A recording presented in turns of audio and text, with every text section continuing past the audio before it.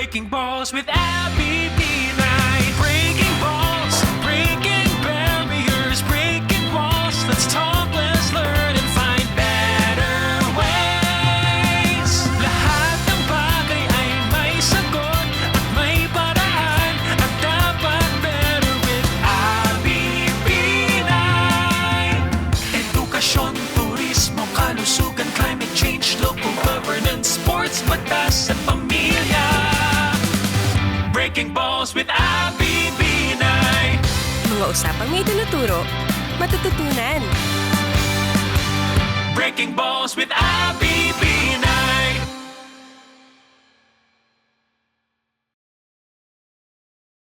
So welcome to Breaking Balls with Abby Binay.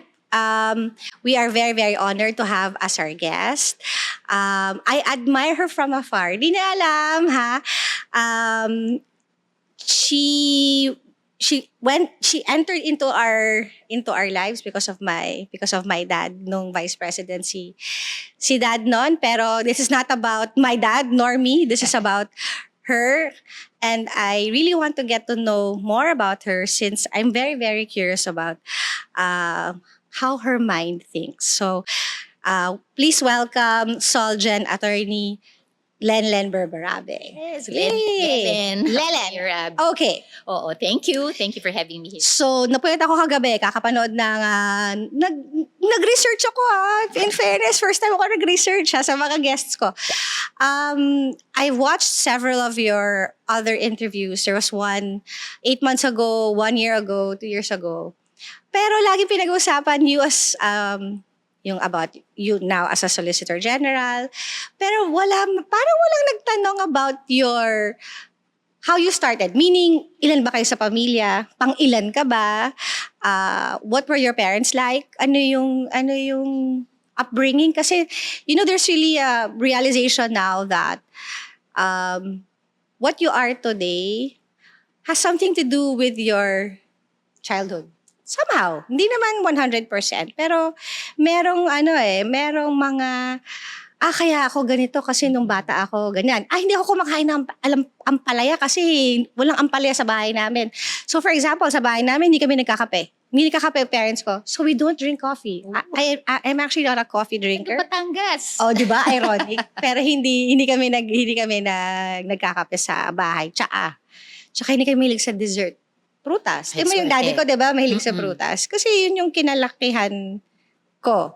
So, okay. How many are you in the family? How many siblings do you have? And what was it like to live in that kind of household? Okay. So, 5 kaming magkakapatid. Okay. So, I'm number 4. So, dahil probinsyana, taga Batangas City, parang pag prom-D ka, Di na masyadong probinsya na yung Batangas. ganun ba? I mean, compared to the other... oo. Pero kasi dahil pagluluwas, talagang luwas ang term namin. So, magbubuhos, BLTB ko. So, ang consideration namin sa sarili, prom-D. Pagka prom-D, yung bata ka pa lang, parang bine-brainwash ka na. So, yung mga generation ngayon, wag masyadong sinasabi nila na, halimbawa, kinokontrol ng mga magulang. Tayo, Sobra.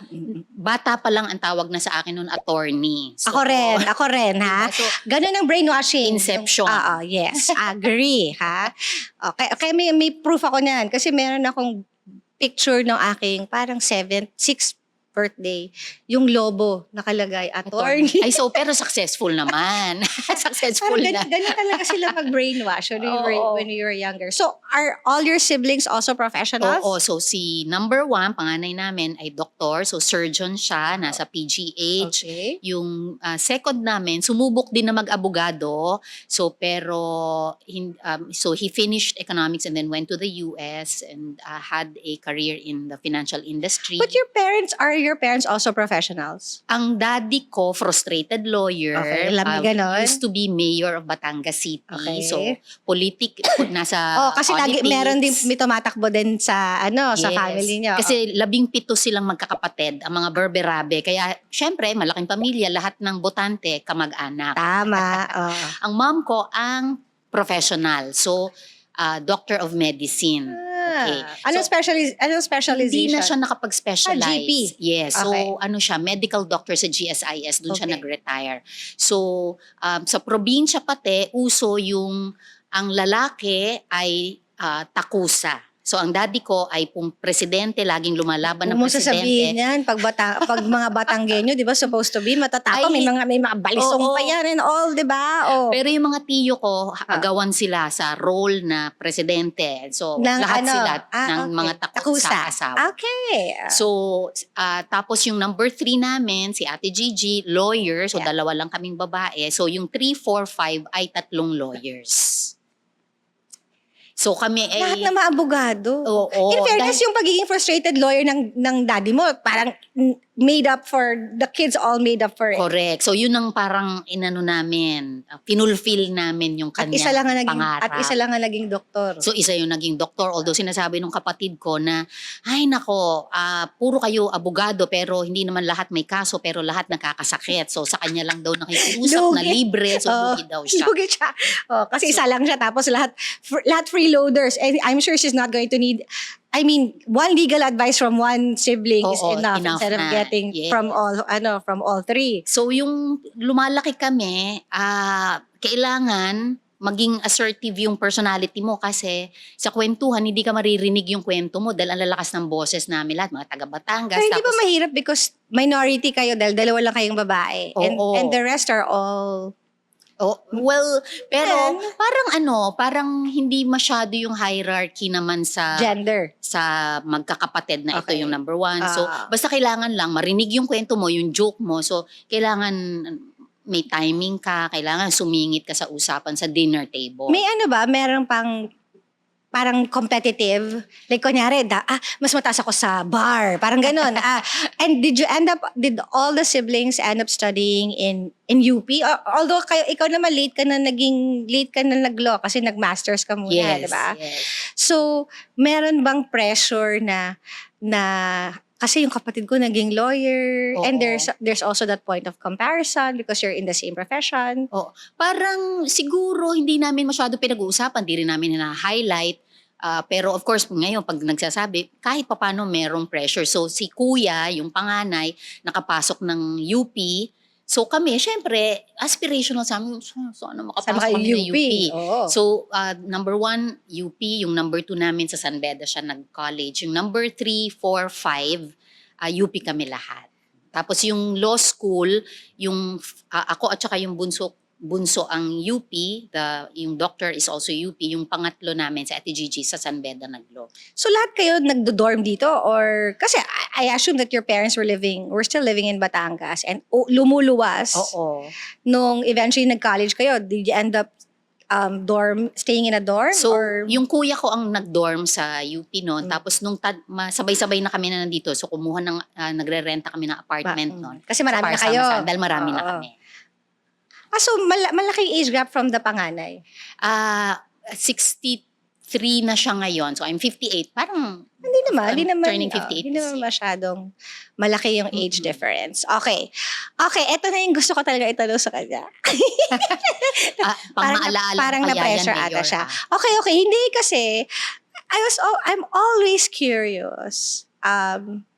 When your husband had a stroke, Heart attack. had a heart attack, you were already separated. Kasi nung nakita ko yung interview mo with Maria Ressa, nakalagay ex-wife. Nakalagay ex-wife. Sabi ko, ex. So were you legally separated? Were you annulled? Or were you just not living together? And how long were you no longer together? Okay. Nung nagkaroon siya ng heart attack? So, nag-file kami ng annulment or declaration of nullity. So, lumabas yung decision kailan ba? Parang 2008. Okay. 2014, nag-heart attack si Samboy. Correct. Okay. So hindi na kayo kasama sa bahay. Hindi na. Oo. So may kanya-kanya ng, and your daughter was living with me. you. Okay. So ang layo na nun 2000, and of course prior to Yes. filing, even prior to Correct. their filing in 2008, technically, Yes. ay, bago ka pa mag-file, Yes. medyo matagal ng Matagal ng proseso yun. Oo, matagal ng paghihiwalay yon by the time you file. So 2008 hanggang 14, so 5 Mm-mm. 6 years. Mm-mm. Kasi Na- November siya. November. Nagkaroon. Okay. Nag-research talaga ako. November siya nagkaroon ng heart attack. And you were living your own life Mhm. away Mhm. from, separate from him. How did you come to that decision? Did you instantly come up with the decision that, okay, I'm going to take care of my ex-husband? Mm-mm. Or was there a process? How did you come up with that? Alam mo yun, parang Mm-mm. ang bigat na decision niya na sasabihin mo, okay, titigil ko muna lahat, bibitawan ko muna lahat kasi alagaan ko yung ex-husband ko. Mm-mm. Mm-mm. And usually, yung mga naghihiwalay, yung ayaw na nila makita yung ex-husband nila, Mm-mm. yung ex-wife nila, yung kahit mamatay pa siya sa harapan ko, wala akong pake, di ba? Pero ikaw, hindi ganun. Mm-mm. Kasi I saw in one interview, sabi mo, it was a ibang klaseng love. Mm-mm. It's not love because asawa mo siya, Mm-mm. but it was different. I wanted you, sana you can expound more on that. Kasi sabi ko nga, papatayon ka ng monumento Alam mo yun? Dahil it's such a big sacrifice Mm-mm. for you to stay with him and take care of him for so long. Kasi 2020 2020, kailan ba siya? 23. 23 when he passed. Yes, So so 9 imagine years. 9 years siyang 9 years mo siyang Critically ill. Yes. inalagaan. So he may have overcome the part where he was in the ICU, Mm-mm. pero Mm-mm. yung nga sabi mo, hindi siya he was non-responsive, Mm-mm. naka-wheelchair siya or bedridden. So how did you process and decide? Okay. Oo. So, naalala ko yung gabing yon. So, I was with Procter & Gamble then. So, nasa Makati. Parang it was, I think, a Friday night. Tas Wala ka na doon sa tumawag Baker? akin. Wala na. Wala ka na sa So, Baker in-house McKenzie. In-house ako sa counsel ka P&G. na. So, and then I got a call from Alan kay Dick, namin, kumpare namin, na anak niya si Jamie. Tapos sabi niya, Mare, nag-collapse si Samboy, nasa Medical City. So ako naman parang nag-collapse, akala ko baka nagutom. Or, sabi ko, ganun ba? So, meron na ba siyang kasama doon? Tapos sabi, oo, nandun Meaning, yung- hello, pass naman na. So, Oo. kumbaga sa you all had different partners already at that time. Yes. So, yung meron na siyang partner na Yes. kasama. Oo. So para ayoko naman ng syempre, awkward. Oo, tama. So, sabi- Alam mo naman kung saan ka malulugar, di ba? Dahil Oo. technically, annulled naman na kayo. So, anyway, tas mamaya, after mga 30 minutes, may tumawag ulit. Sabi niya, dahil nung nalaman ko na may mga tao naman na nandun, and I didn't know also the extent ko ano yung pagka-collapse, Correct. tumawag ulit at sinabi, baka gustong pumunta dito at saka si Jamie kasi dead on arrival si Samboy. So, bigla ako parang, Nabuhusan sandali, ka akala ng ko, gutom, tapos Oo. biglang dead on arrival. Yeah. So, tinawagan ko yung anak ko, nasa karate training siya, tapos sabi ko, anak, punta ka sa Medical City, magtagpo tayo doon, something happened to dad. So, pagdating ko doon naman, so, nagpakilala sa akin, and then, ang una lang sinabi sa akin, ma'am ang tawag sa akin. Ma'am, oo. So, ma'am, wala po akong pang-deposit. So, okay. Ako naman, parang okay. Punta ko Wait, ng cashier. sino to?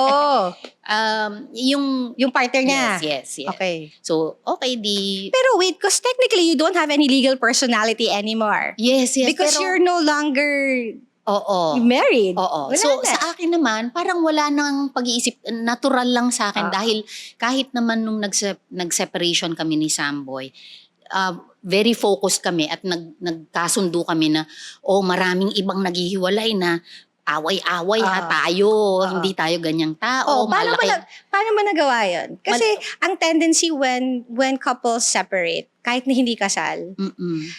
very Galit bitter. na. Mm-mm. And it takes years of counseling and healing before pwede nila sabihin, friends na tayo Oo. Paano nyo nasabing okay kayo enough na you can coexist in one room? Yes. Nakafocus kami dun sa anak. Pareho kaming nakokonsensya na, anak, pasensya na, hindi nagkasundo ang magulang. Tapos you will have that, you will bear the impact of it. So nakafocus kami. But kasi there are some couples that they use their child as a reason to stay together. Kayo naman, hiwala, iba. You were separated, but you were co-parenting yes. because you were focused on your child. How old was she when you decided to separate? 97, maybe mga 9, 8. Bata pa. Bata pa siya. So, tsaka again, yung years before, medyo mahirap din for Jamie. So, pero talagang mas nanaig sa amin yung hindi tayo magpapatuloy na mag-asawa, pero nire-respeto kita, Tsaka hindi nagsiraan. Kumbaga wala. Hindi mo siniraan na, yung daddy mo, ganito yan, kaya kami naghiwalay. Hindi, pareho kaming hindi ganon. So kaya sabi ko nga, pwede tayong mag-module on how to co-parent. part ways and how to undertake a separation na. Pwede ka mag-ano ng libro. Pwede naman kasi ang bigat na niya eh. Pag hindi mo pa natanggap at naging bitter ka, parang ikaw rin naman nang mawe-weigh down. Pero may question ako, okay. Kasi, you're obviously, hello, valedictorian, summa cum laude, tapos Samboy Lim, basketball, paano kayo nag-ano? I loved him. Paano kayo nag-meet in? Kasi di ba parang athlete, tapos isa nerd, di ba? Ano kayo pinag-uusapan? Hindi ba kayo, parang hindi naman pwede puro basketball? Well, inaral ko syempre ang basketball. So, kinareer mo? Kinareer ko talaga yan. So, hindi ka ba na-insecure nung, kasi syempre, kasikatan niya, di ba? Yung mga, Samboy, yung mga ganon, di ba? So, ako naman, parang meron na akong pagkilala na ano man ang gawin mo sa partner mo, ikulong mo man yan, talagang kung magpapariwarayan. So, steady ka lang. So, okay lang. So, okay. So, yun ang aking recommendation. Gumawa ka ng libro on kung merong parang etiquette of yung kapag naghiwalay, yung couple, parang ganon. Kasi tayo minsan ang tendency natin naghahanap ka ng kakampi. Correct. Kasi bitter ka. Or ako dapat na lumabas na bida dito. Ako victim. Kawaan niyo ako. You demonize the other parent to the detriment of your child. Ito hindi, may pag-amin kami. May pagkukulang ko, may pagkukulang ka. Pareho tayo may pagkukulang. Kaya okay. So tell me, how did you decide? So nandun ka na. Sabi ni partner, wala akong pang-deposit. So dumiretso na ako doon. Nagbigay ka grabe, talaga monumento. Nagbigay pa ng pambayad. Tapos pag-akyat ko, nandun na yung family, nandun yung mom ni Samboy. Tapos parang lahat sila, Ate Lelen or Lelen o ikaw nang bahala. So, basta parang, okay, ako na yung kumausap sa doktor. Sabi parang, hello, last I checked, hindi na kami kasal. parang they were so used to you being you're probably a pillar in their home. At a constant figure. At ako naman parang, siguro momentary na sandali, ano nga ba ako, pero okay na rin. So, ako yung kumausap sa mga doctors. And then, from then on, ayun, dire-diretso na siya. Hindi ka inaway. Kasi mga ganon, lumayas ka. Ako na ngayon ng walang ganon. Hindi. Diba? I think they really needed someone siguro to take the lead in talking to the doctors. Kasi medyo matindi talaga yung informasyon na darating sa'yo sa pamilya. Kasi pag inintindi mo yung prognosis nila, talagang ang pakiramdam ko nun para akong namatayan. Na. Kasi alam mo na kahit makasurvive siya, at yun din ang sinabi nila na baka masyadong matagal na wala siyang oxygen. So, in the brain. Sa brain. Yeah. So, masurvive man niya to, baka hindi siya makarecover ng faculties, which happened. Yeah. Hindi siya nakakakita, hindi siya nakapagsalita. Hindi siya nakakalakad. Hindi siya nakakagalaw, hindi siya nakakalakad. So, 24/7 talaga yung... Okay, so for 9 years you were taking care of him. Paano mo yun natawid? Hindi I mean, ko, it's because it's not cheap. oo. And you also have to work. And then you're raising a child. So technically, you're like a single parent Oo. that's raising 2 children. Technically. Kasi yung isa, hindi naman nakaka-contribute, non-functioning. Yes. And then you have your daughter also. Yes. So how did you manage to do that and still balance a career? Yes. Anong secret? May pinakinabang ang pagkakapal ng mukha ko kasi marunong ako humingi ng tulong. So Wala nung mga namang- pauna-una, Walang ano doon. There's no Oo. shame in that. correct. in So asking nung for help. pauna-una, maraming buhos, may maraming tulong. Oh, syempre, dahil, Okay. Samboy Lim. Yes, Oo, so, di ba? Tapos, May mga tulong from PBA, Yeah. from the other players. 9 years eh. 9 years. So, kaya pacing. So, Bilis. and then, may mga angels din. So, merong tinulungan din ako ng Resorts World na sila yung may game na doon nag-collapse doon nangyari. si Samboy. Oo. Tapos, si RSA tumulong din dahil ng San Miguel. So, parang pag tiningnan ko yung 9 years, ano lang siya, parang pag naka-raise na ako ng funds for 1 year, so alam ko na, meron akong accounting, meron akong, ito lang ang kailangan ko, tapos may buffer lang ako ng mga half year, tapos pag na-raise ko na yan, next year na ulit. Okay, and then Basta next year na tawid mo ulit. na yan, Basta oo. maitawid ko lang yung Yung bawat isang taon na taon. yun, yeah. Because hindi mo naman alam dahil Yes, nga, yes. yung circumstances kung gaano katagal siya magsusurvive, Yes. di ba? Okay, so that was 2023 when Samboy Lim passed away. Then you became the dean of UP Law and now Solicitor General. Parang dami namang blessings ha. Okay. And your daughter also graduated summa cum laude. Yes. Grabe, BS Mathematics. Grabe. So parang nerd din yung anak mo. Hindi nagsimula. Oh. Pag nung bata, syempre, ako kasi kinder pa lang, number 1 na ako doon. Ay, oo. Pagdating ko doon sa anak ko, anak, nasa top 10 ba tayo? Parang wala siyang malay. So, tapos lagi siyang best in sports. Sabi ko, okay, nagmana sa tatay. So how did you manage to become di ba kasi, usually matatalino, di ba maraming IQ pero walang EQ. Di ba? Or minsan, what kind of parent are you? Meaning, are you a strict parent? Are you a helicopter parent? Are you very liberal parent? Are you a spoiler? Are you Helicopter, bullet train, lahat-lahat na. So, nung Grabe. Oh. Sa At bahay least kasi isa lang umaamin. eh. Oh. Ako nga isa lang din. You have the tendency parang, okay. Parang umuoy ka na. Umuoy ka. Oo. You self-regulate sometimes. Pero minsan, you can't help it. Well, Kasi isa lang eh. oo. Sa amin, si Samboy noon ang syempre, unika Holy girl. iha. Nga. Talagang papasok ako nun sa kwarto. Pinagkarate ko si Jamie na ayaw din niya. Pilit na pilit yun. So feeling ko lang, sandali ako naman ang magulang. So ako muna mag-decide ako mag-influence But sa'yo. why of all martial arts, why Why karate? karate? Why not taekwondo? Why not jiu-jitsu? Why not muay thai? Why not... ang dami naman Oo. eh. Napaka-profound ng dahilan dyan. Oh. Dahil mahilig ako sa Japanese chocolate, mahilig ako sa pag mga kotse, mas gusto ko yung mga Hapon. Japanese Oh, cars. kaya gusto mo. So, very Okay. profound. So, Okay, sabi ko, ang lalim, taekwondo o karate. O sige, karate tayo. Oh. So, in-enroll ko siya sa martial arts kasi ang feedback sa kanya nung mga preschool teacher, yung anak niyo po masyadong mabait. Pag inaagawan daw ng laruan, kumukuha lang ng iba. So, ako naman parang, Di pwede yun. Hindi pwede sa Siyempre, buhay tayo papayag yan. ng gano'n, di ba? Oh, So, di pwede niliteral ko doormat. naman. Oo. Na kailangan ng self-defense. So, in-enroll ko sa karate. Hindi ko naman ginawa yung kay Mike. May rin yung anak ko, mabait. Pero ini-indoctrinate mo lang yan. Hindi pwede. Kailangan, tsaka may pitik din yung anak ko. So, hindi siya ganun mabait, pero may pitik din.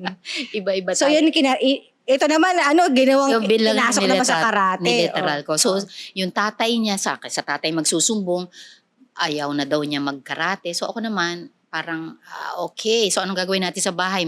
matutulog na lang tayo. So ikaw yung nagpo-push palagi. Oo. Tapos yung daddy yung yung taga-spoil. Nakakaawa, parang kawawa, may pasa. Oo. Babae pa naman, ganyan. So ako naman, anong gagawin natin? Maglalaro lang tayo. Di sige, pilit. How old is Jamie now? 29. So, pwede na. Pwede na. Oh. Ako ay 27. Ready? Ready na ako. Ay, ano siya. Ang isa sa parenting approach ko, basta habang lumalaki naman tayo, sinusubukan lagi natin na i-guide yung anak natin. To choose the right person. Sa akin on how to make decisions in life. Yeah. So yun lang, yung basic lang na wag magmamadali sa pagdedesisyon, hihingi ng payo sa mga taong pinagkakatiwalaan. So time is very important. Don't be rash, and then i-consider pros and cons. And then especially consider yung mga taong nagmamahal sa'yo kasi hindi kanyan ipapahamak. And then pagka gumawa ka ng desisyon, edi kung namali man later on, so basta tama naman yung decision-making process mo. So yun yung sinusubukan nating ituro sa mga anak. So kaya pag may pinili naman siya, nagpapakita din ako ng respeto. Pili niya yan. At saka alam na rin naman natin na kahit na anong sabihin mo, siya pa rin na masusunod. Siya pa rin naman na masusunod. Siya naman ang makikisama. So dapat sana nandyan lagi si parent para mapagtiwalaan ni anak at para hindi ko rin naman mawala yung pagkakataon na makagabay So sa hindi totoong helicopter parent ka. Noon lang bata siguro, nung parang kasi may ibang mga parents na nakikita ko na, uy, ayaw sa sport na ganito. So sige, Iba ayaw naman. niya. So iba naman. So yung sinusunod yung gusto. So sa akin, ang naging experience ko, hindi ko sinasabing this is for everyone. Yeah. Pero ang naging experience ko, hindi pa niyan alam, so kaya kong ma-impluwensyahan saan siya papunta. At kung doon sana sa maganda, basta sport sa akin important. I think I read somewhere na, kasi like even in the US, maraming walang religion. So they don't introduce your kids to a certain religion. And then when the kids become older, they realize kasalanan ng magulang kasi kung nag-introduce ng religion, at least may point of comparison lang ba na kung mas gusto ba nila maging Muslim or maging Christian, maging ano, but because wala silang foundation, walang inintroduce. Hindi nila alam what is a religion. They don't know what it is. So minsan yung kunyari sasabihin mo na, sige na anak, try mo. Kahit i-try mo lang, tapos pag hindi mo gusto, okay lang. Pero kasi yung iba, ayaw mo, sige wag na. Yes. Or yung, di ba yung may ugali ngayon na kung hindi ano yung nakalapag sa table, ay gusto mo McDo or kung ano mang hamburger, o sige papabili na lang tayo. Hindi mo kakainin yung, di ba sa atin bawal yun? Yes. Kung ano nandun nandyan, yun ang kakainin mo. Sa atin may tendency tayo na, ay kawawa naman, sige, ibigay na lang natin yung gusto niya, di ba? So, magiging monster-in-law ka kaya? Parang hindi naman. Parang at least dun sa mga naging relationship din ng anak ko, parang steady presence, yun ang gusto ko sana na role ko lang. Steady presence. Iba na rin kasi yung mga pinagdaanan natin bilang dalawa, grabe. Bilang mas nakakatanda. How did you manage it takes a while for the process of grieving. Kasi sa inyo pa may muntik na, hindi naman. Yung alam mo yun, yung parang iglalaroan ka ng tadhana na nagre-ready ka, tapos hindi na naman pala, tapos eventually nga, during that yo-yo of 9 years, and then, how do you move forward? May love life ka na ba? May gusto mo pa magkaroon ng love life o wag na? Kasi pinag-uusapan nga namin, ang babae, ang tendency niya, pag nagkaroon na ng asawa, tapos naging byuda, okay na yun? Tayo na mag-asawa? Di ba? Simple na yung buhay. But you're still young. Do you still... Young pa ba? Ano ba? You're only 3 years older than me. Sige, young tayo. Young ha. Do you see yourself still marrying or having or not marrying but just having a life partner or someone to grow old with? So, or, pagka mga, siguro makaka-relate yung mga ibang babae na pagka dumaan na sa mga pinagdaanan na gano'n. Ang hirap kasi ng separation, halimbawa sa Pilipinas. Kasi True. talagang ang panghuhusga ng lipunan. pero may ikaw nagpakasal ka, naghiwalay ka, nagkabalikan ka. Tapos matayan ka. Di ba? Parang yung and in a very short period of time. Kasi yung pinagdaanan mo, yan yung mga 60 na, 70. Ikaw, in the span of 10 years. In the span of 20 years. Kasi naghiwalay kayo, then after 6 years, binilikan mo siya, then after 9 years, nawala siya, tapos ngayon 2020, kasi kung 2023 siya namatay, now it's 2026, 3 years after. So where do you see yourself when you're 60? Okay, so ako, I am in a relationship now. Okay din naman sa buhay ang merong katuwang, merong kang kasamang humarap sa mga problema at pagka masaya ka naman, meron ka namang nagmumultiply din ang True. kaligayahan. So, to be able to share your life with someone and to make your everyday more meaningful is also important. But isn't it hard to find, you're very smart, you're very successful. Mahirap bang makahanap ng lalaki na hindi insecure sa iyong success? Itong aking karelasyon ngayon, parang hindi ko nga alam kung saan nanggagaling ang self-confidence. Ay, grabe. Lagi rin niya kasing sinasabi yon. Saan nagagaling yung kanyang confidence? Hindi siya na-insecure. Kasi mahirap para tanggapin ng isang lalaki na mas successful yung partner niya na babae kaysa sa kanya. He's like Samboy. Si Samboy kasi, kung hindi man academically magaling, pero magaling siya sa field niya. So sa akin, yun naman na importante sa mga tao. Kung ano yung pinili mong field, dapat mahusay ka doon. So, hindi pwede academics. Hindi naman yun pwede i-compare kasi separately, you were both successful. Oo. So, ito naman yung partner mo ngayon. Partner ko ngayon, matalino siya, so nakausap. Kailangan matalino, syempre. O kung hindi, di ba?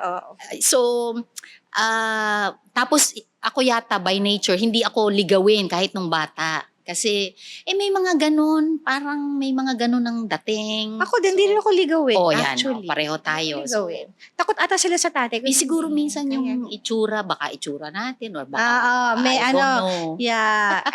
May tawag doon. Yun yung RBF. Ano yun? Resting. Rest.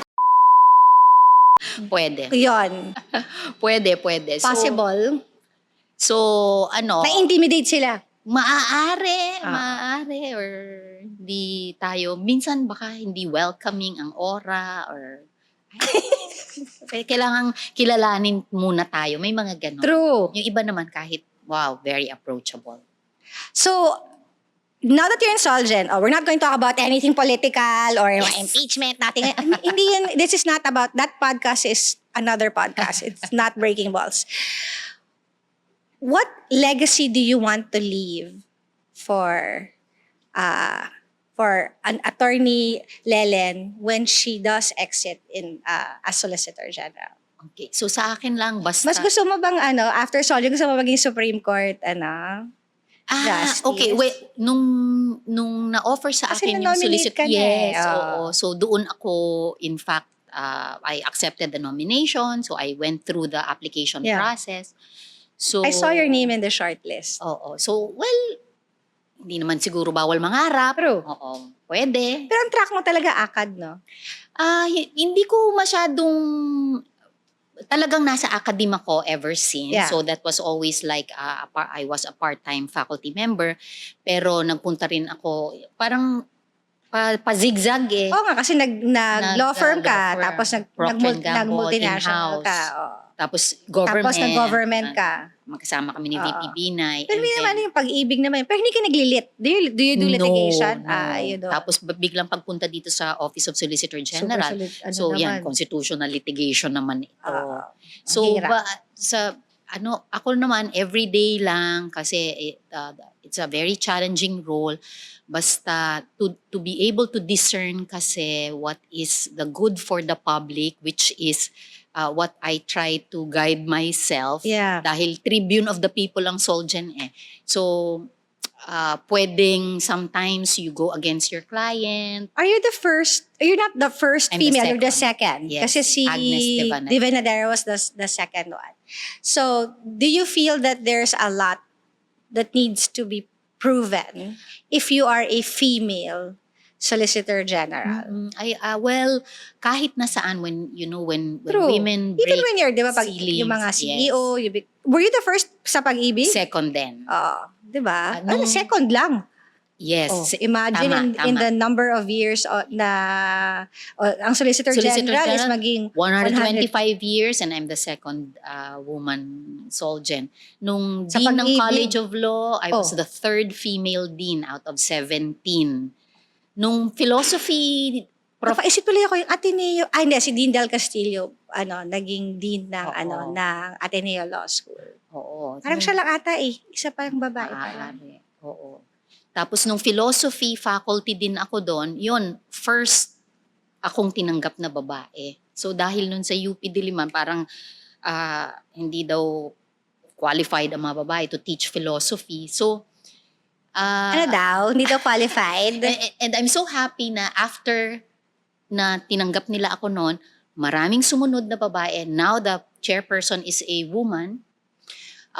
Ang kasunod ko sa UP College of Law na dean, babae. Love it. Ang presidente ng Pag-ibig Fund ngayon, babae. So, Oh. tingin ko doon sa mga babae na pupunta talaga sa positions of leadership, talagang importante, mahawakan natin yung pintuan na nakabukas siya at True. mas mabuksan You keep it open and make Correct. the door, hindi na window, door na. Kailangan Yes. door. At paano natin bubuksan. gagawin yon? So, kung tumambling-tumbling ka para makarating ka doon, yung pagtumbling ng babae, dire-diretso. Oo. Kasi mas critical, parang halimbawa, maganda kang pumunta sa opisina, baka, wala nang time sa trabaho, puro pag-aayos. Tama. ginagawa. So, kailangan Hindi gulo-gulo. nyo ba na-realize na may effort yon? Yung kailangan maganda pa rin itsura mo kahit na stress ka na. Well, effort talaga. Tsaka para naman easy on the eyes. Para True. pag may kadebate ka rin, nakakadagdag sa aura mo na, okay, I'm a friendly face. And may mga, parang sa atin, kailangan dire-diretso ang performance level para... Yun ang calling ng isang babae. Kailangan maganda kahit na nagtatrabaho. Kailangan di ba? Syempre, para you feel good about You're yourself. still you look physically beautiful. Kahit na pagod ka na. Oo. You always put up a straight face. So, meron pa siyang appointment, guys. Kasi lunch break ko nga. Hinila ko nga lang to ng lunch break. Pero one thing I learned about this podcast, she is an epitome of being able to balance work, career. So, hindi kailangan na mamimili ka. Hindi na uso ngayon yan. Sa mga kababaihan ngayon, hindi na uso yung mamimili ka. Career or family. Or kumbaga sa pwede ng dalawa, career and family. And she was able to do it. Technically, she's a single parent when she was raising her daughter na, again, remind lang natin, BS Mathematics, summa cum laude. And 2 times SEA Games gold medalist in karate. Biro mo yun. Kaya kawawa yung boyfriend niyan. And Style ko yun. dahil wag siya magloloko. Strategy ko yun. Bubugbugin siya ng girlfriend niya. Pero another thing that's more important is Attorney Lelen has been able to open doors for women in places that have very limited access, that women have very limited access to. So, nakakatuwa na yung mga pumapalit sa kanya, na naiwanan niya, ay mga babae din. Kasi, minsan, mas mahirap pag babae. Alam mo kung bakit? If you do a very bad job, and it's you. Pero sasabi na, kasi babae. Kaya wag na tayo kumuha ng babae sa susunod kasi hindi maganda yung trabaho nung babae na sinundan niya. So, nata-typecast tayo based on gender when in fact, it's not about gender. It's about that person specifically. Hindi naman porket babae. The same way na hindi naman porket babae magaling. Hindi naman porket babae hindi magaling. So, it's just that for women, we have a higher expectation for ourselves and from society. Kasi babae tayo.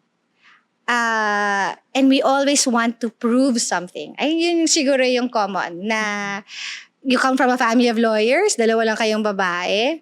Ako ako lang ang naging lawyer sa family namin, and I come from a very political family, and there's always a tendency to be compared. But at the end of the day, it's what you've achieved for yourself, and we both have daughters also. Yung sasabihin natin, oh anak, I'm doing this for you.